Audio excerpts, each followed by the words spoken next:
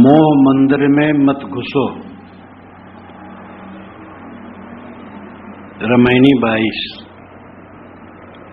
अलख निरंजन लखै न कोई, जय बंधे बंधा सब लोई। जय झूठे सब बांधो आयाना, झूठा वचन साँच के माना। धंधा बंधा किन व्यवहारा, कर्म विवर्जित बसे निनारा। सट आश्रम और दर्शन कीना, सटरस बास सटे वस्त चीन्हा। चार वृक्ष छौ शाख बखानी, विद्या अगणित गणय न जानी। औरों आगम करे विचारा, ते नहीं सूझे वार न पारा। जब तीर्थ व्रत कीजे बहु पूजा, दान पुण्य कीजे बहु दूजा। मंदिर तो है नेह का, मत कोई पैठो धाय। जो कोई पैठे धाई के, बिन सिर सेती जाए। सदगुरु कहते हैं कि अलख निरंजन लखे न कोई। अलख निरंजन को कोई लखता नहीं। इसके पूर्व की रामायणी में साखी में बताया, मैं सिरजों में मारो, मैं जारों में खाऊं। जलथल मैया रमि रहो, मोर निरंजन नाव। उसके रूप ऊपर आया है धर्मराय की खबर न पाई। धर्मराय यमराज, उसके दो अर्थ हैं, वासना और मौत। मन की कल्पना और मौत। कई कई शब्दों में श्लेष होता है, अर्थों में श्लेष चिपका हुआ। दो अर्थ चिपके होते हैं, तीन अर्थ चिपके होते हैं। यहां पर मौत का भी अर्थ है और कल्पनाओं, मन कल्पनाओं, वासनाओं का भी अर्थ है। काल कहता है कि मैं सृजन करता हूं, मारता हूं, जलाता हूं, सबको खा जाता हूं, जथ बनाता हूं, मेरा नाम निरंजन है। संसार की सारी वस्तुओं का परिवर्तन करता रहता हूं। देश काल के आयाम में सारी वस्तुएं गतिशील हैं। किसी भी वस्तु की गति के लिए देश और काल चाहिए। जैसे यहां पर कोई एक गोली रखी हो टेबल पर, तो गोली लुढ़कती है तो लुढ़कने में देश भी लगता है। एक जगह से दूसरी जगह खिसकती हो, देश है और समय लगता है। तो सारी वस्तुएं देश काल के आयाम में गति करती हैं और सब कुछ सब समय बदलता रहता है। इसलिए काल कहता है कि मैं सब कुछ को बदलता रहता हूं। वो अलख निरंजन है, आंखों से न दिखाई देने वाला है। अलख निरंजन का दूसरा अर्थ बंधन देने वाला वासनात्मक मन है, कल्पनात्मक मन है। हमारे मन की कल्पनाएं, वासनाएं अलख निरंजन है। साहब कहते हैं अलख निरंजन लखे न कोई। उस अलख निरंजन को कोई नहीं लगता है। जय बंधे बंधा सब लोई।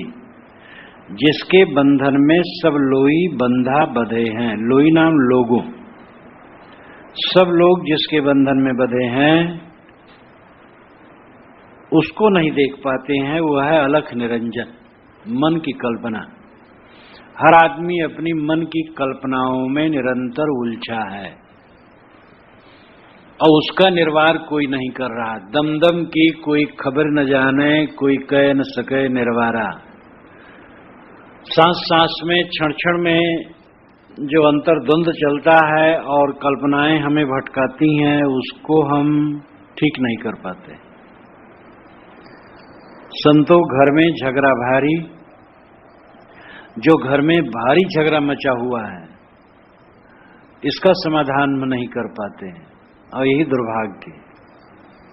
अलख निरंजन लखे न कोई। अलख निरंजन मन की कल्पनाएं, मन की वासनाएं, कोई लगता नहीं। जैसे मैंने एक दिन कहा था कि हर आदमी हर समय प्रतिक्रियाओं में जूझता रहता है। सकारात्मक साधनों में नहीं। उसे ऐसा काम करना चाहिए जिससे अपना भवबंधन कटे। प्रतिक्रियाओं में पड़ने से तो अपना नुकसान है। कहीं हमें बढ़िया भोजन मिला था, अब उसकी याद करना एक प्रतिक्रिया,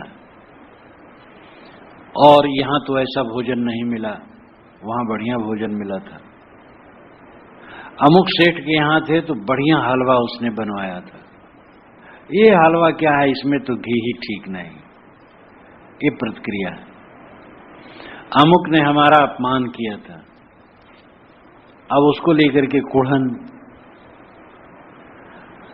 अनुकूलता और प्रतिकूलता जीवन में मिलती है और इनको लेकर के मनुष्य प्रतिक्रियाओं में डूबा रहता है। हर क्षण आदमी प्रतिक्रियाओं में पड़ा रहता है। हर जगह उसकी कुछ मान्यता होती है, दार्शनिक मान्यता, सांप्रदायिक मान्यता, राजनैतिक मान्यता, व्यवहारिक मान्यता, प्राणी पदार्थों के प्रति मान्यता, कोई न कोई मान्यता होती है और उन मान्यताओं को लेकर के वो प्रतिक्रियाओं में पड़ा रहता है।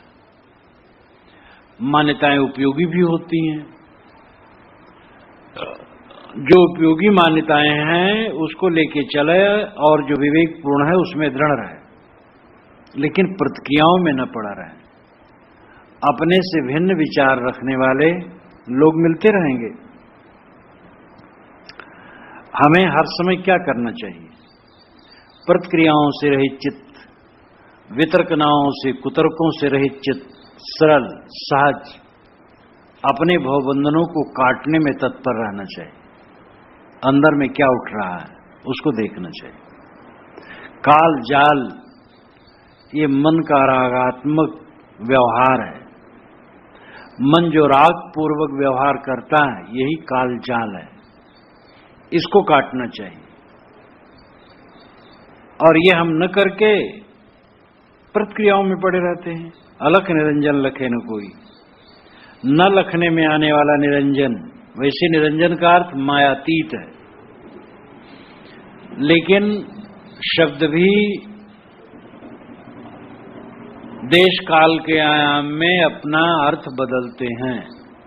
जैसे कभी कभी कहा करता हूं मैं, गधा, संस्कृत में गधा का अर्थ है वैद्य। गद कहते रोग को, हा कहते नाश करने वाले को। जो रोग का नाश करे वो वैद्य गधा है। लेकिन आज गधा का पर्यायवाची है। गधा वह पशु जो बड़ा मूढ़ होता है। इंद्र वैदिक युग में महान देवता है, पौराणिक युग में महालंपट, गोस्वामी जी के वचनों में तो अत्यंत घृणित। पूरे मानस में गोस्वामी जी ने इंद्र को बहुत अपशब्द कहा है, सुखाणलय भाग 60 तक कहा। केवल एक जगह गोस्वामी जी ने इंद्र की प्रशंसा की है, मानस में। राम विवाह को सभी देवता देखते हैं, इंद्र अपने बहुत नेत्रों से देखता है। इसलिए इंद्र धन्य है जो उसके बहुत नेत्र हैं। उसका शाप ही जानो बर हो गया उसके लिए। तो जो इंद्र वैदिक युग में महान देवता था और इंद्र को कोई कट कह नहीं सकता था, नहीं तो रह नहीं सकता संसार में। और उसी इंद्र को गोस्वामी जी जो अपने को वैदिक और सनातनी मानते हैं, मानस में इतनी गाली देते हैं कि क्या कहा जाए। 60 कुत्ता, ऐसे अधिक गाली क्या होगी। तो शब्द देश काल के आयाम में अपना अर्थ बदलते हैं, रूप बदलते हैं।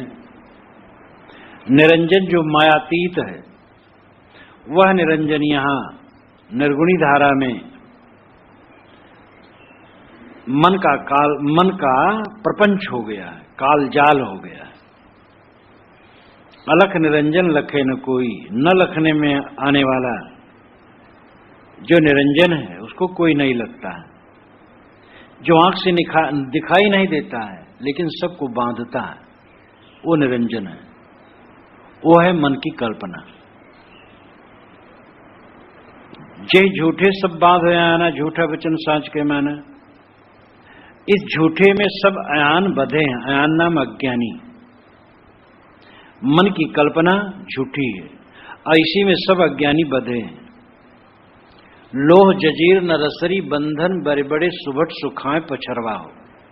विशाल देव ने कहा न तो लोह है, न जंजीर है, न रसरी है, न कोई स्थूल बंधन है, लेकिन बड़े बड़े सुभट पछार खा रहे हैं। मन की कल्पना क्या है? बिन रसरी गर सकलो बंधा, तासो बंधा आलेख। बिना रसरी के सबका गला बंधा है, मोह में, राग में। तासो बधा आलेख, किससे बधा है? आलेख से, जो दिखाई नहीं देता, वही अलख निरंजन है।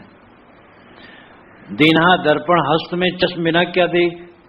हाथ में दर्पण भी दिया लेकिन आंखें नहीं है तो क्या देखेगा? गुरु बताते हैं लेकिन शिष्य उस पर कान नहीं देता है तो क्या होगा? जे झूठे सब बांधे आना। सभी अज्ञानी झूठे बंधन में बंधे। जो बंधन नहीं है वही में बंधे। कैसा आश्चर्य है! मान्यता का क्या बंधन है? किसी के गले का स्पर्श करो, कहीं वहां रस्सी वस्सी नहीं है, ये सबका गला बंधा है।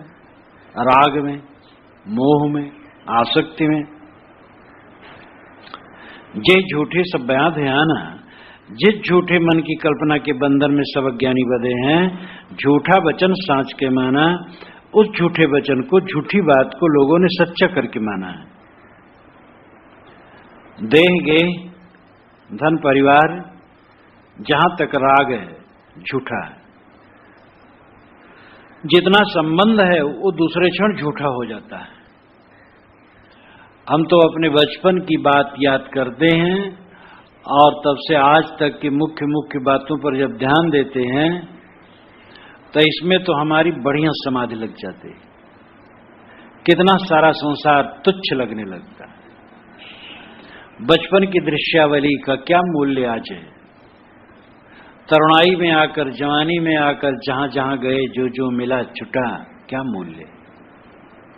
साध मार्ग में आकर के जितने लोग मिले, अनुकूल मिले, प्रतिकूल मिले, प्रशंसक मिले, निंदक मिले, कहां? करीब करीब 55 वर्षों की बातें याद आती हैं कभी कभी, कुछ कुछ धुधुलके में। अब मैं वहां जाऊं, खोजूं तो वे लोग मिलेंगे नहीं, वो दृश्य वैसा नहीं मिलेगा, वो मकान दुकान और गलियां वैसी नहीं मिलेंगी। 50-55 वर्ष क्या है? और इतने अंदर की चीजें नहीं स्थिर है। आगे क्या स्थिर रहेगा? आज जो दिखाई देता है क्या स्थिर रहेगा? ये तो प्रवाहमान संसार निरंतर बहता है। इन्हीं झूठी बातों को मान मान करके लोग बंधे रहते, फंसे रहते। झूठा वचन साच कर माना। झूठा वचन का मतलब झूठी बात, झूठी चीज, झूठी मान्यता। इसी को सच्चा मान करके आदमी अपने आप को मजबूत रस्सी में बांध रखा है। ये सब क्षणभंगुर है और इन क्षणभंगुर वस्तुओं और व्यक्तियों और स्थानों और जगहों में रहने मिलने का मतलब यह होना चाहिए कि सब तरफ से राग छूट जाए। धंधा बंधा कीन व्यवहारा, कर्म विवर्जित बसे निनारा। बंदा ने बंधन का धंधा और व्यवहार किया। धंधा बंधा किन व्यवहारा। बंदा कहते गुलाम को, बंधे हुए को। बंदे ने, बंधे हुए ने धंधा, बंधन का धंधा किया, बंधन का व्यवहार किया। हम मन के गुलाम हैं और आज दिन मन की गुलामी का ही व्यवहार करते हैं। एक एक रस्सी जैसे रोज अपने गले में कोई बांधे तो जीवन में कितनी रस्सियां हो जाएंगी। ऐसे हर इंसान रोज कोई राग द्वेष की प्रवृत्ति बना लेता है, मोह बनाता है, वैर बनाता है। अनुकूलता मानता है, प्रतिकूलता मानता है, चिपकता है, घृणा करता है, इन्हीं द्वंद्वों में उलझा रहता है। बंधन की आदत बना लेने से बंधन कंधा जीव करता है, ऐसा ऐसा काम करता है जिससे उलझ जाता है। कम लोग ऐसे समझदार होते हैं जो ऐसा काम करते हैं जो विवेक पूर्वक हो, जिसके पीछे पछताना पड़े वो विवेक का काम नहीं, जिसमें झींकना पड़े ये गलत है वो ठीक नहीं है। अब रह गया एक बार, दो बार, तीन बार भूल हो, भूले करता जाए जीवन भर तो कब सुधरेगा? भूल हो गई, चेत गया, छोड़ दिया। एक बार ठगावे 52 बीर कहावे, बार बार ठगावे गप्पू नाथ कहावे। जो बार बार ठगाता वो गप्पू नाथ है। साधक को सावधान होना चाहिए। धंधा बंदा किन व्यवहारा, बंदा गुलाम, मन वशवर्ती, धंधा का बंधन का धंधा किया है, बंधन का व्यवहार किया है। कर्म विवर्जित बसे निनारा। सदगुरु कहते हैं ये शुद्ध चैतन्य है, ये कर्मों से विवर्जित है, जड़ क्षेत्र से न्यारे बसता है। तुम्हारा स्वरूप निर्मल है, मौलिक तुम्हारा स्वरूप निर्मल है। निर्मल न होता, यदि स्वभाव होता काम क्रोध लोभ, तो स्वभाव कभी प्रतिकूल नहीं होता। गर्मी आग के प्रतिकूल नहीं होती है, ठंडकता पानी के प्रतिकूल नहीं होती। कोई भी वस्तु का स्वभाव उस वस्तु के प्रतिकूल नहीं होता है। काम क्रोध लोभ मोह राग द्वेष बंधन अगर तुम्हारा स्वरूप होता तो तुम्हारे प्रतिकूल वो न होता और उससे तुम्हें कष्ट न होता। तुम्हें कष्ट होता है, क्षोभ होता है, उद्वेग होता है, इसलिए वो तुम्हारा स्वरूप नहीं है, वो प्रक्षिप्त है। प्रक्षिप्त का मतलब पड़ा हुआ, जैसे बाहर से आकर के कुछ आकर के पड़ जाए, वो प्रक्षिप्त। तो ये वासना प्रक्षिप्त है, बंधन प्रक्षिप्त है, तुम्हारा स्वरूप नहीं है। काम वासना में आदमी कब तक रह सकता है? कुछ क्षण, और जितने क्षण रहेगा उतने क्षण भी विवल, उसके पश्चात उससे हटना होगा। क्रोध में कब तक रहेगा, लोभ में कब तक रहेगा, घृणा में कब तक रहेगा? जितने क्षण रहेगा उतने क्षण नरक। लेकिन प्रेम में, संयम में, समता में, शांति में पूरा जीवन रहा जा सकता है। इसलिए तुम्हारा स्वरूप कर्म विवर्जित है और बसे निनारा वो अलग बसता है, वह प्रकृति से बिल्कुल अलग है। जीव का शुद्ध स्वरूप कर्मों से सर्वथा रहित है, उसकी स्थिति जड़ से नितांत भिन्न और असंग है। यह अपने को समझो। बीच बीच में स्वरूप ज्ञान की तरफ साहब निर्देश करके मानो एक टॉनिक पिला देते हैं। मैं देह हूं ये मान लेने से मैं सड़ता हूं, मैं गलता हूं, मैं मिटूंगा, ये भय होता है। मैं अविनाशी हूं ये बोध होने से निर्भयता आ जाती है। मैं शरीर हूं तो कामादिक वितर्क मेरे स्वरूप ही है। मैं शरीर नहीं हूं, शुद्ध चैतन्य हूं तो कामादिक वितर्क मेरे स्वरूप नहीं। कर्म विवर्जित बसे निनारा। जीव का स्वरूप कर्मों से विवर्जित है, सारे कर्मों से अलग है।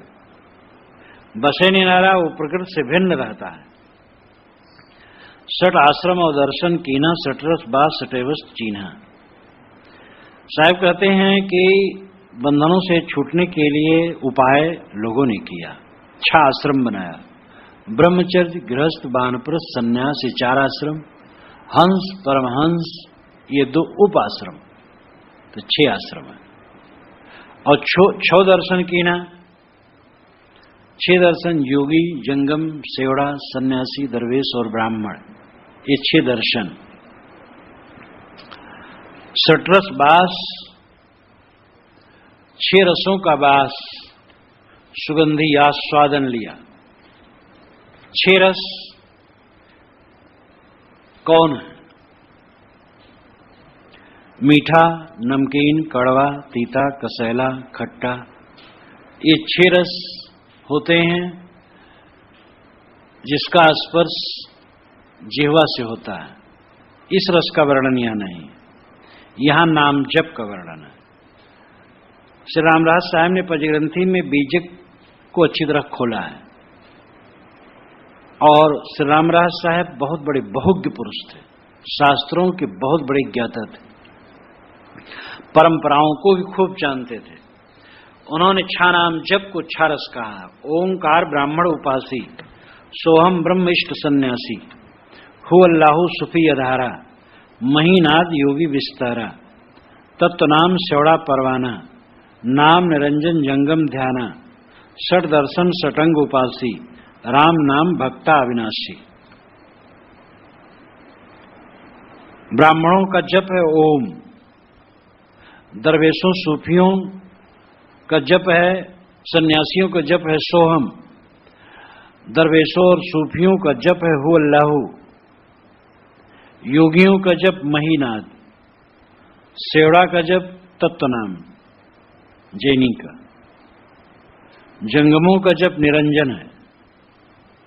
इस प्रकार छह दर्शनों का छह रसास्वादन है, ये जप ही उनका रसास्वादन है। छह दर्शन, छह आश्रम और छह रसवास, खटे वस्तु चीन्हा और छह वस्तुओं का इन्होंने सिद्धांत रखा। अदेव मूल श्रवण को कहिए, अहम ब्रह्म सन्यासी लहिए, वायु सेक योगी सुधरणी, शशि अमीरस जाने जैनी, महाआकाश जंगम के हुई, सट सिद्धांत जग जाने सोई। पुरुष राम सब नारी स्वरूपा, यह सिद्धांत है भक्ति अनुपा। श्री रामदास साहब ने ये छौ के बाद छठा राम भक्तों को कहा है, तो छठा जप इनका माना है राम नाम जप, ये राम भक्तों का है। इसी प्रकार छह वस्तुओं को चीना, छह सिद्धांत रखा। ब्रह्मचारी ब्राह्मणों का सिद्धांत द्वैत परमात्मा है, सन्यासियों का अहम ब्रह्मास्मि, मैं ही ब्रह्म हूं। फकीरों का सिद्धांत वायु में वायु मिल जाना, वायु सेक। योगियों योगी सुधरणी, योगियों का सिद्धांत है पिंड से उठाकर ब्रह्मांड में पहुंचना, यानी पिंड से उठ करके ब्रह्मांड में चले जाना। जैनियों का सिद्धांत है ऊपर अलोकाकाश में चंद्रशिला में मुक्त होकर के रहना। जंगमों यानी शिवाचार्यों का आकाशवत परमात्मा जो शिव स्वरूप है उससे मिलना। ये छह दर्शन के छह सिद्धांत हैं। भक्तों का सिद्धांत विलक्षण है, इसलिए श्री रामदास साहब उसको अनूपा कहते, विलक्षण। पुरुष राम सब नारी स्वरूपा, जो राम है वो पुरुष है, बाकी सब उसकी नारी है, पत्नी है। ये सिद्धांत माधुर्य भक्ति। इस प्रकार छह दर्शन के छह सिद्धांत है। तो साहब कहते हैं सट आश्रम और दर्शन कीना, सटरस बास सटेवस्त चीना। कल्याण के लोगों ने छह आश्रम बनाया, ब्रह्मचर्य, गृहस्थ, वानप्रस्थ, सन्यास, हंस और परमहंस। छह दर्शन, जोगी, जंगम, सेवड़ा, सन्यासी, दरवेश और ब्राह्मण। सटरस बास, छह नामों का जप और छह वस्तुओं का सिद्धांत, और इससे अतिरिक्त राम उपासकों ने राम भक्ति और राम को पति मान करके माधुर्य भक्ति करने की प्रक्रिया। कृष्ण भक्तों ने कृष्ण को पुरुष मान करके माधुर्य भक्ति की। साहब कहते इतना ही नहीं, चार वृक्ष छो शाखा बखानी, विद्या अगणित गने न जानी। चार वृक्ष हैं और छो शाखाएं हैं, इसका अर्थ लाक्षणिक है। चार वृक्ष का अर्थ है चार वेद और छह शाखा का अर्थ है छह वेदांग। ऋक, यजु, साम, अथर्व, ये 4 वेद हैं और इनकी 6 शाखाएं हैं: शिक्षा, कल्प, व्याकरण, निरुक्त, छंद और ज्योतिष। ये 6 वेदों के कर्मकांड की पूर्ति के लिए हैं। वेदाध्ययन और वेद मंत्रों के विनियोग में, उनके संस्कारों में जिससे सहायता होती है उसको वेदांग कहते हैं। वेद मंत्रों का अध्ययन करना, पाठ करना, कंठ करना, यज्ञ में वेद मंत्रों के विनियोग के लिए, प्रयोग के लिए जो सहायक हो, सब वेदांग है। जैसे वेद मंत्रों के उच्चारण का विज्ञान जो बताता है, वो शिक्षा अंग है। वो वेद मंत्रों के उच्चारण का विज्ञान बताता है, कैसे उच्चारण करना चाहिए, कहां पर स्वर मंद और उच्च होना चाहिए। उसके लिए वैदिक विद्वान हाथ भी उठाते रहते हैं, ऐसे ऐसे करते रहते हैं, जहां जहां वो आड़ी और तिरछा हाथ उठाते रहते हैं, और वो बहुत अभ्यस्त होते हैं, उन्हीं को ख्याल रहता है इतना। आजकल तो ऐसे दिखाई नहीं देते हैं। स्वर को, वेद मंत्रों में स्वर का बड़ा भारी महत्व है, उसके उच्चारण करने में। कर्मकांड या अनुष्ठान पद्धति जो यज्ञों की है, उनके संस्कारों की विधियां, ये सब कल्प में बताया गया है। कल्प नाम का ग्रंथ, उसमें बताया गया है।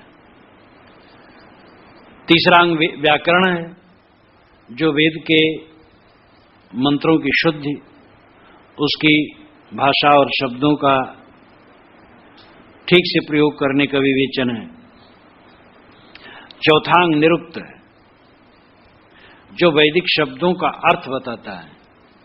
आज से 2800 वर्ष पूर्व यास्क मुनि हुए हैं, उनकी निरुक्ति पुस्तक आज भी उपलब्ध है। उसके पहले भी निरुक्तियां थी, लुप्त हो गई, लेकिन ये तो प्रकाशित होती है। और ये निरुक्ति वेदों के कठिन शब्दों की व्याख्या करते हैं, ये ग्रंथ, निरुक्त ग्रंथ। छंद, ये 5वां है। छंद जो छंद का रूप बताते हैं, बृहति, पंक्ति, उष्णिक, जगती, गायत्री। कौन छंद है? जैसे दोहारिल, सवैया, कवित्त हिंदी में, तैसे वैदिक छंद है। गायत्री वैदिक छंद है, बृहति वैदिक छंद है, बहुत से वैदिक छंद है। तो उनका स्वरूप निर्धारण जो करते हैं ग्रंथ, वो छंद है। और अंतिम ज्योतिष, छठा अंग है। ज्योतिष नक्षत्र विद्या, गणित, तिथि मिति निश्चित करके यज्ञ का विधान होता है। तो इस प्रकार 4 वेद, 4 वृक्ष और 6 वेदांग, उनकी शाखाएं। तो साहब कहते इतना ही नहीं है, विद्या अगणित गणे न जानी। अगणित विद्याएं, उनको गिन करके कोई पार नहीं पा सकता है। इतिहास, पुराण, उत्पात शास्त्र, निधि विद्या, तर्क विद्या, भूत विद्या, धनुर्विद्या, संगीत विद्या, प्राण विद्या, वनस्पति विद्या, मनोविज्ञान, शरीर विज्ञान, भौतिक विज्ञान, रसायन विज्ञान। आजकल तो और बहुत हो गया है। पहले वैद्य सारे शरीर की चिकित्सा मोटा मोटी रूप में कर लेते थे। आज आंख का विशेषज्ञ अलग है, कान का अलग है, दांत का अलग है, नाक का अलग है, और आगे और भेद प्रभेद होगा, क्योंकि विज्ञान खूब बढ़ रहा है। तो दुनिया में जो विद्याएं, उसकी कोई गणना नहीं है, और उसको एक जीवन में कोई समझ नहीं सकता है। साहब कहते इतना ही नहीं, और आगम करे विचारा। आगम शास्त्र हैं, वे और विचार करते हैं। वैसे आगम का अर्थ ये भी होता है, जो वेद इत्यादि मान्य ग्रंथ हैं, शास्त्र हैं, दर्शन हैं, तंत्र शास्त्र हैं, ये सब आगम है। वाराही तंत्र में जो इसका स्वरूप बताया गया है वो ऐसा है। सृष्टिश्च प्रलयश्चैव देवतानां यथार्चनम साधनम चैव सर्वेषां पुरश्चरणमेव च षट्कर्म साधनम चैव ध्यान योगाश्चतुर्विधः सप्तभिर्लक्षणैर्युक्त मागमम तद विदुर्बुध। आगम के लक्षण हैं सृष्टि, प्रलय, देवता की पूजा, सर्वसाधन, पुरस्चरण, षटकर्म यानी शांति, वशीकरण, स्तंभन, विद्वेषण, उच्चाटन और मारण का साधन, ध्यान योग, इन सब लक्षणों के जो ग्रंथों उनको आगम कहते हैं। और वो आगम करे विचारा, ते नहीं सूझे वार न पारा।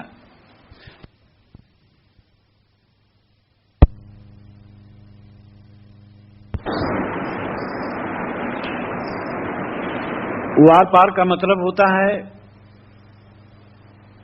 तत्व को समझ लेना। तस्मिन दृष्टि परावरे, परावरे परावर, आर पार, भेदक दृष्टि, यथार्थता तक पहुंच जाना, पारवार वार पार समझना है। अपने आप को समझ लेना, आत्म तत्व का बोध हो जाना, सब कुछ का मतलब है। बहुत पढ़ा, बहुत पढ़ा, बहुत पढ़ा, अब आत्मा का बोध न हुआ, निस्वरूप का बोध न हुआ, और दुनिया में बहुत कुछ पाया और अपने को न पाया। वो क्या पाया और क्या पढ़ा, क्या हुआ? ये बहुत वजनदार अंश है। ते नहीं सूझे वार न पारा। साहब कहते हैं ते नाम उन वाणियों में वार पार नहीं सूझता है। ये दुनिया का प्रपंच इतना विस्तार है, उसी में जीव भूलता रहता है। शास्त्रों के प्रमादी, पढ़े लिखे के अहंकारी उसी में पुलकित होते रहते हैं। कहीं कबीर भटकत फिरे पकड़ शब्द की छाएं, शब्दों की छाया पकड़ करके भटकते रहते। और साहब कहते हैं जब तीर्थ व्रत कीजिए बहु पूजा, दान पुण्य कीजिए बहु दूजा। लोग जप करते हैं नाना मंत्रों के, तीर्थों में घूमते हैं, व्रत रहते हैं, बहुत प्रकार के मिट्टी, पत्थर, पानी, पेड़, पहाड़ की पूजा भी करते हैं, दान पुण्य करते हैं, और भी बहुत से कर्मकांड करते हैं। ठीक है, ये सब भी धर्मांग हैं, करे इंसान,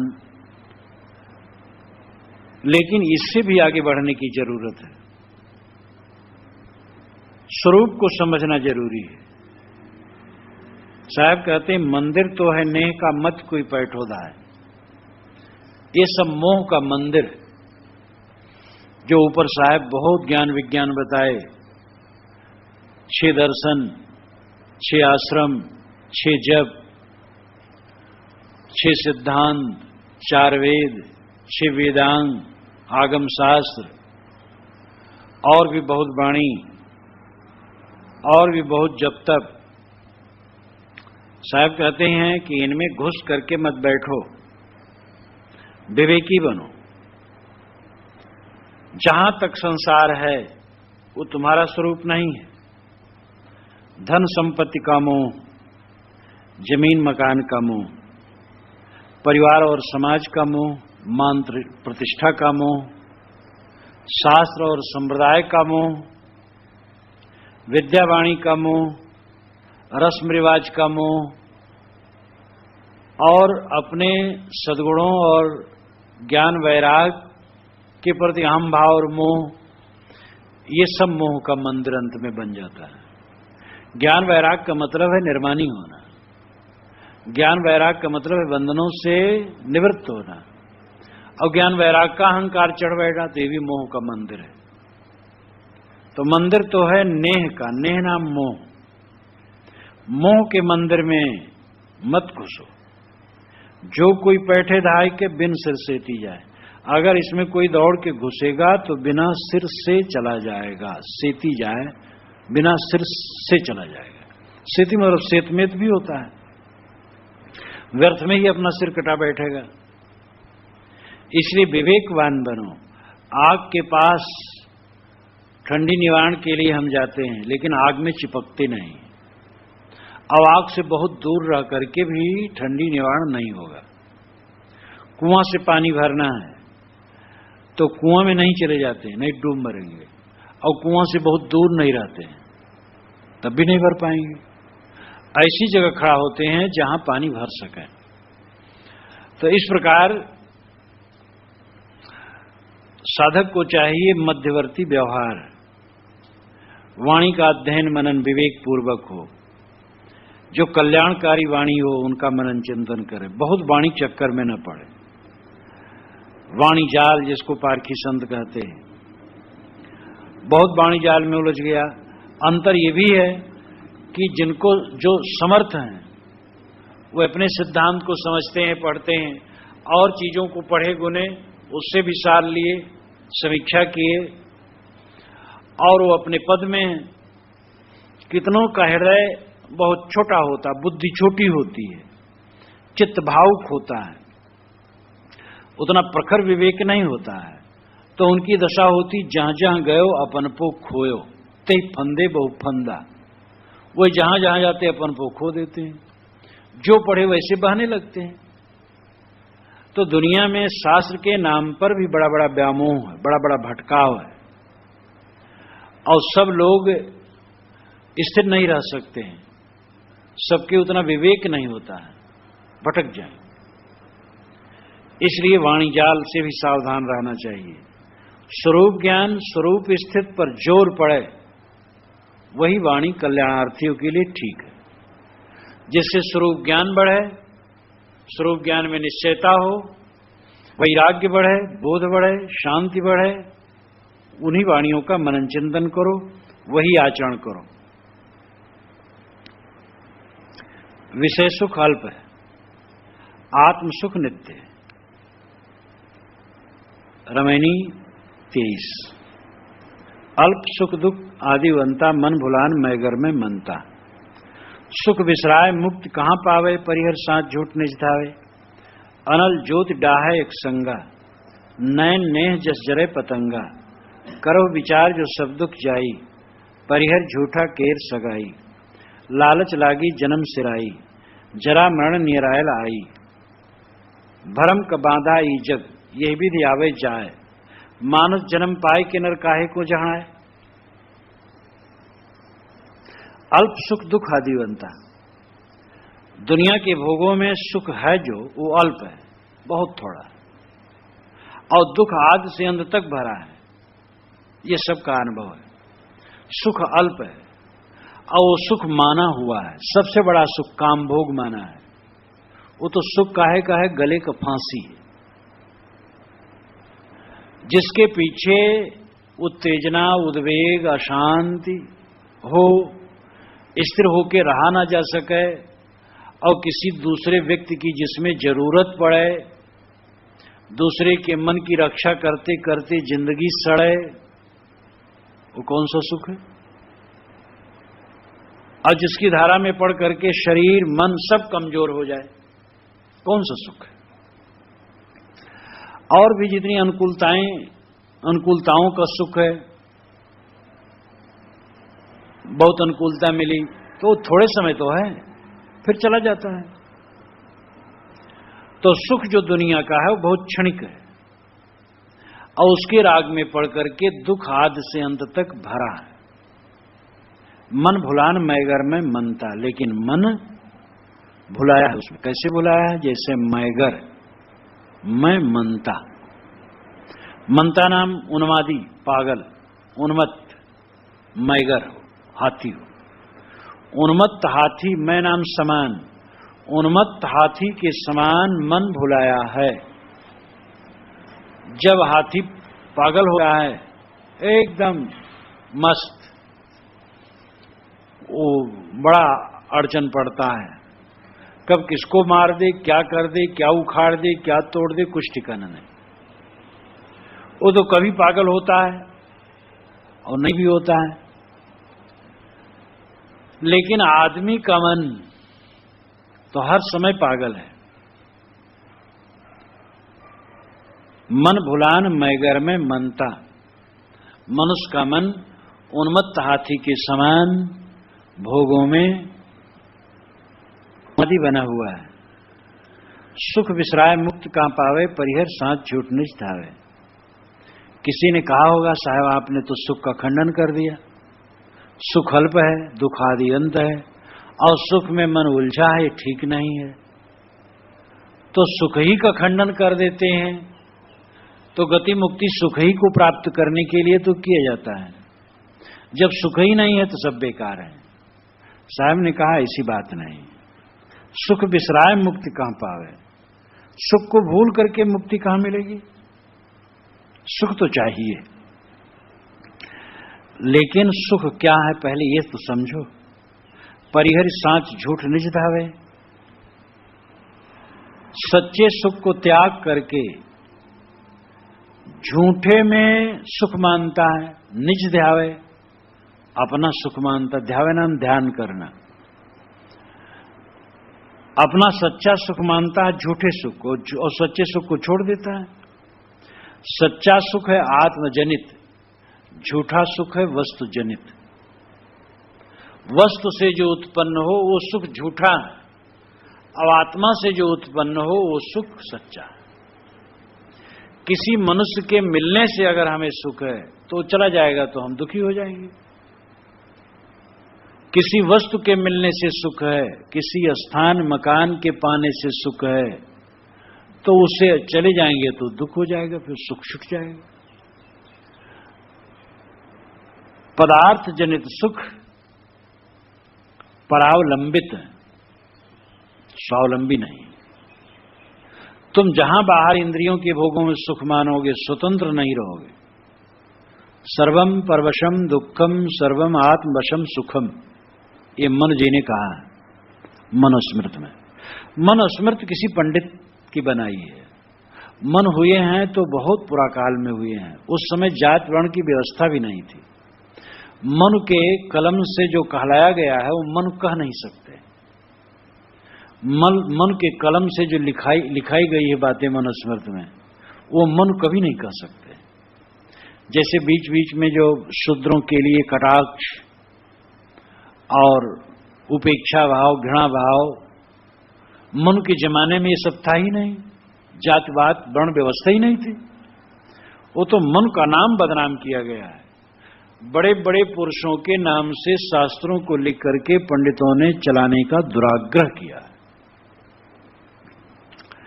लेकिन ये वचन तो बहुत बढ़िया है, मनुस्मृत में है, सर्वम परवशम दुखम सर्वम आत्मवशम सुखम। परवस्था ही सब प्रकार दुख है, आत्मस्वस्था ही सब प्रकार सुख है। तो सच्चा सुख क्या है? आत्मनिग्रही होना, आत्मस्थित होना, आत्मलीन होना सच्चा सुख है।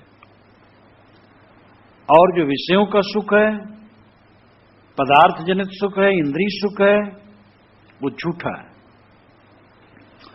तो मोक्ष है विषयों से हट करके अपने आप में आना। सुख विसराय मुक्ति कहां पावे, कहां है प्रश्न है, कहां पाएगा? सुख को भूल करके कहां मुक्ति पाएगा? आत्म सुख, आत्म शांति, आत्म तृप्ति। कोई अपने आत्मा में रम जाए, अपने आत्मा में मोह करे, अपने आत्मा में आसक्त हो जाए, बस मुक्त हो जाए।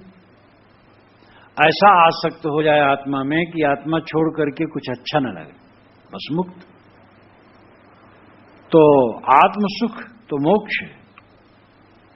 अनल ज्योति डाहे एक संगा, नयन नेह जस जरे पतंगा। अनल ज्योति, आग की ज्योति में पतंगे एक संग होकर चिपक कर, एक संगा नाम चिपक कर जलते हैं। नयन नेह जस जरे पतंगा, नयन के नेह में यानी नेत्रों से ज्योति को देखा पतंगा, मोहित हो गया, निकट गया, पंख जलने लगे लेकिन हटता नहीं। ऐसा मैंने कई बार देखा, दीपक जल रहा था और पतंगा आया और एक तरफ का पंख उसका झुलसने लगा, लेकिन वो हटा नहीं, उसी में चला गया और फक दे जल गया। कैसा भयंकर मोह है।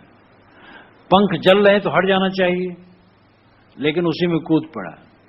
संसार के लोगों की दशा यही, जिसमें दुख पा रहे हैं उसी में कूद करके डूब रहे हैं। जिन विषयों से सारी दुर्गति हो रही है वही विषय प्राण प्रिय लग रहे हैं, कैसे दुख छुटेगा?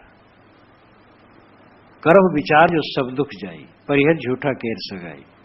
साहब कहते विचार करो जिससे सब दुख दूर हो, सब सुख की प्राप्ति और सब दुख की निवृत्ति। साहब ने कई बार कहा, जैसे यहां कहा सब दुख जाई, करो विचार जो सब दुख जाई।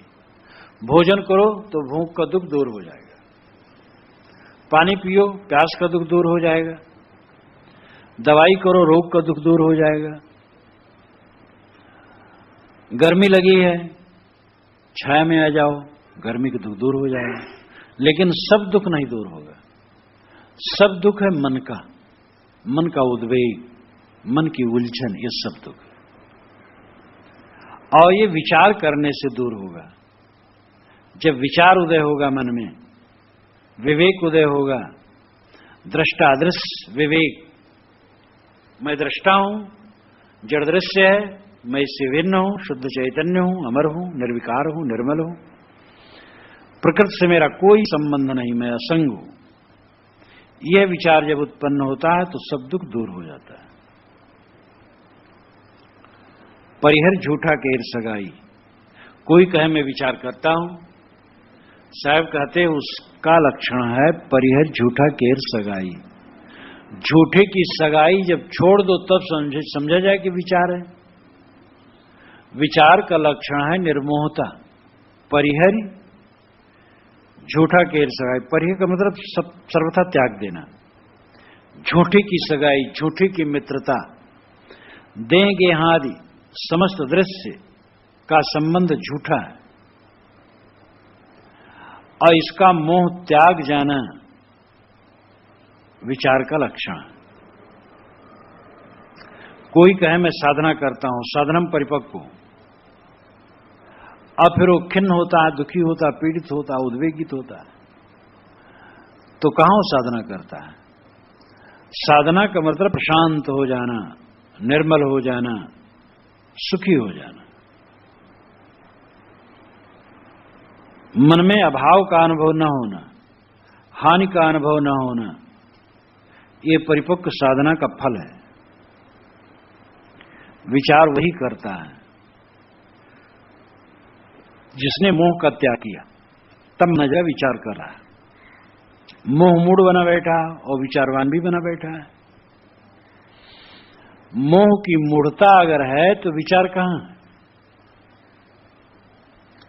लालच लागी जन्म सिराई, जरा मरणी राय लाई। साहब कहते लालच लगे लगे जन्म सिराई, खत्म हो रहा है जीवन। सिराई सिरा जाना, खत्म होना। जरा मरण नियरायल आई, जरा और मरण नियर होता जाता, निकट। कैसा अद्भुत है। इंग्लिश में भी निकट को नियर कहते हैं और हिंदी में भी नियर कहते हैं। नियरायल, यल प्रत्यय जोड़ करके साहब भोजपुरी भाषा का शब्द बना देते हैं। विद्वानों पर तरस आती है जो कबीर साहब की ऐसी वाणियों का संकलन करके उसको मुख्य वाणी मान बैठे, जिसमें पंजाबीपन है। कबीर साहब का जन्म काशी है, उनका कर्म क्षेत्र काशी गोरखपुर बस्ती का खत्ता है मुख्य, और भ्रमण भारत और भारत के इर्द गिर्द देशों में है। कार्यक्षेत्र पूरा भारत है, बृहत्तर भारत है, छोटा भारत नहीं। जितना भारत आज है उतने नहीं, बृहत्तर भारत, जिसको आजकल पख्तूनिस्तान इत्यादि कहते थे वो सब। तो भ्रमण तो उन्होंने खूब किया, देश विदेश से हो फिरा उन्होंने कहा। लेकिन कोई भी विद्वान हो, संत हो, प्रचारक हो, बहुत दूर घूम करके भी कोई एक विशेष कार्यक्षेत्र होता है उसका, और वहां वो ज्यादा रहता है। महात्मा बुद्ध पूरा जीवन बिहार और उत्तर प्रदेश में घूमते रहे, लेकिन घूम करके अधिकतम श्रावस्ती में रहते रहे। श्रावस्ती जो गोंडा जिला में पड़ता है, सहेट मेट आजकल कहते, बलरामपुर के पश्चिम, वहां पर वो अधिक रहते थे और ज्यादातर घूम घूम करके श्रावस्ती, यहां कौशाम्बी, बोधगया जिसे कहते हैं, गोरखपुर का क्षेत्र, ये उनका थोड़ा और फैल करके कहा जा सकता है। कोई भी संत होगा, प्रचारक होगा, तो प्रचार चाहे जितना व्यापक हो, लेकिन सघन निवास और रहना और कार्य करना कुछ सीमित क्षेत्र में होगा। कबीर साहब देश विदेश घूमे, लेकिन काशी, गोरखपुर, बस्ती का क्षेत्र उनका मुख्य रहा। और काशी और गोरखपुर से लगा हुआ पूर्वी हिस्सा बिहार का है, जहां भोजपुरी भाषा बोली जाती है, और अली गैली तो बनारस में भी है, गोरखपुर में खूब है, बस्ती के पूरब क्षेत्र में है, मोहम्मद नगर के आसपास भी अली गैली लोग बोलते हैं, थोड़ा मोड़ा आई लहली गई लहली जाताणी, ये गोरखपुर के तरफ ज्यादा। तो भोजपुरी का पुट, अली गैली का पुट पूरे बीचक में है, लेकिन जिसमें पंजाबीपन भरा है और पश्चिमी उत्तर प्रदेश के स्वर भरे हैं, विद्वानों ने उसका संकलन किया बाहर से खोजबीन करके। वो भी साहब की वाणी है, लेकिन वहां के भक्तों ने अपने स्वरों में उसको लिख डाला है। कहे कबीर सुनो भाई साधो, गुजराती में भजन होता हो, कहे कबीर सुनो भाई साधो गाते हैं, तो कबीर साहब को उसमें सार रहता है, लेकिन गुजराती लोग अपने ढंग से गाते हैं। तो कबीर साहब ऐसे व्यापक संत हुए कि पंजाब में, हरियाणा में, राजस्थान में, गुजरात में, महाराष्ट्र में, बंगाल में, उड़ीसा में, अनेक प्रदेशों में उनकी वाणियां भक्तों ने गाई और आज भी गा रहे हैं, और उन भाषाओं का जामा पहनाकर, लेकिन उनकी मूल भाषा गोरखपुरी और बनारस के बीच की थी। जरा मरण निरायल आई, बुढ़ापा और मृत्यु निकट आ गया है, निकट आ गई है, और लालच लागे तुम्हारा जन्म खत्म हो रहा है। आज भी लालच खत्म नहीं हो रहा है, आज भी विषयों की लंपटता, स्वाद की आसक्ति, स्पर्श की आसक्ति, मान बढ़ाई की कामना, शरीर बूढ़ा हो गया, सब कुछ ढीला हो रहा है, बुढ़ापा आ गया, मृत्यु निकट आ गई, लेकिन तृष्णा कैसी तुम्हारी दीनता और हीनता। भरम का बांधा ई जग, यही विधि आवे जाए, मानुष जन्म पाए के नर काहे को जाना है। साहब कहते भरम का बधा हुआ है ये जग नाम जगत के लोग, इस प्रकार से आते हैं और जाते हैं। कबीर साहब प्रकृति से भिन्न चेतन अस्तित्व जबरदस्त ढंग से मानते हैं, पुनर्जन्म मानते हैं, जीव का आवागमन मानते हैं, कर्म फल भोग मानते हैं, बंध मोक्ष मानते हैं, वासना से बंधन, वासना त्याग से मोक्ष मानते हैं, सद्गुण दैवी संपदा का आचरण करके वासना त्याग करना चाहिए, ये रहनी मानते हैं। ये सब बातें उनकी वाणियों में एकदम भरी हुई है। भरम का बांधा ही जग, संसार के लोग सब भरम में बंधे हैं, विषयों के प्रति सुखाभास ये महाभ्रम है। जहां दुख ही दुख है वहां सुख का भ्रम, और इसी सुख के भ्रम में पड़ करके यही भी दियावे जाए, ये जीव आता जाता रहता, भटकता रहता, संसार भवाटवी में भटकता रहता है। मानुष जन्म पाए कि नर काहे को जाना है। साहब कहते हैं मनुष्य तो ऐसा उत्तम जन्म पा करके क्यों जहां रहा। जहाना नाम खोना, खराब करना, अपने आप को बिगाड़ना, ऐसा उत्तम मानो चोला को पा करके तुम क्यों बिगाड़ रहे हो? बोध स्वरूप का बोध होना चाहिए और बंधन समझना चाहिए। पहले जान स्वरूप को, पाछे बंधन चीन, दोनों की परिचय भई तभी मोक्ष लख लीन। अपने स्वरूप को पहचानो कि तुम शुद्ध बुद्ध चैतन्य हो, और बंधन को पहचानो, पांचों विषयों में सुखाभास बंधन है। बस ये दो बात है। अब इसकी रहनी में रहना ये जीवन भर का काम है। बोध हो जाने के बाद जो करना रहता है वो है स्वभाव सुधार। जानने में तो थोड़े में आ जाता है। कोई यथार्थ सद्गुरु मिल जाए और उपदेश दे दे तो बोध हो जाएगा कि मैं देह नहीं हूं, प्राण नहीं हूं, मन नहीं हूं, तत्व प्रकृत नहीं हूं, साक्ष जड़ तत्व नहीं हूं, मैं शुद्ध चैतन्य हूं, अविनाशी हूं, अजर हूं, अमर हूं, व्यापक रहित हूं। ज्ञान हो गया। विषय वासना बंधन है, ये भी समझ में आ गया। लेकिन स्वभाव गंदा पड़ा हुआ है। काम वासना का स्वभाव, मोह का स्वभाव, क्रोध का स्वभाव, अनेक प्रकार गंदी गंदी आदतें और स्वभाव अनाद काल से पड़े हैं। ये कूड़ा कचरा को धोना यही वीरता है।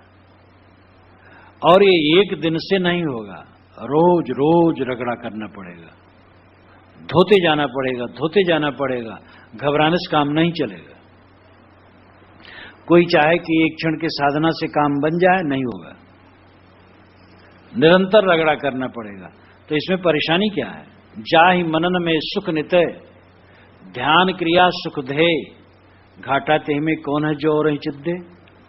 जिसके स्मरण में, चर्चा में, आचरण में, रहनी में, सब में सुख ही सुख है, उसको छोड़ करके और काम क्यों करे? कोई परेशानी हो तो छोड़ दे। आत्मज्ञान की बात, स्वरूप ज्ञान की बात, विषय निवृत्त की बात, पढ़ने में, सोचने में, कहने में, सुनने में, सब में सुख है। बस साधन परमार्थ की दो बातें, स्व और पर। स्व का बोध, पर से निवृत्ति। स्व और पर दोनों का बोध हो जाए, पर से निवृत्त होकर स्व में स्थित हो जाए, बस इतना ही काम, यही परमार्थ है। और इसके संबंधित जितनी चर्चा है, चाहे चर्चा करो, चाहे चर्चा सुनो, चाहे इसके लिए साधना करो, सब में सुख सुख है। तो हैरानी क्या है?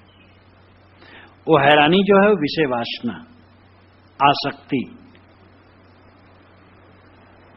इसलिए सावधान होने की जरूरत है। साहब कहते भ्रम में बधा जीव इसी प्रकार आता जाता है, भटकता है। तो मनुष्य जन्म पाए हो, अपने को खो मत, सावधान हो जाओ, जग जाओ। आज कल्याण करने का अवसर है, इसको धोखे में मत बिताओ। लख निरंजन लखै न कोई, जहि बंधे बंधा सब रोई। जहि झूठे सब बांधु अयाना, झूठा बचन साँच कै माना। धंधा बंदा किन व्यवहारा, कर्म विवर्जित बसै नियारा। सत्या समयो दर्शन कीहा, सतरत बास सट वस्तु चीहा। चारि वृक्ष छो शाख बखानी, विद्या गणित गण न जानी। औरों आगम करे विचारा, नहीं सूझे वार न पारा। जब तीरथ व्रत कीजे बहु पूजा, दान पुण्य कीजे बहु पूजा। दान पुण्य कीजे बहु पूजा।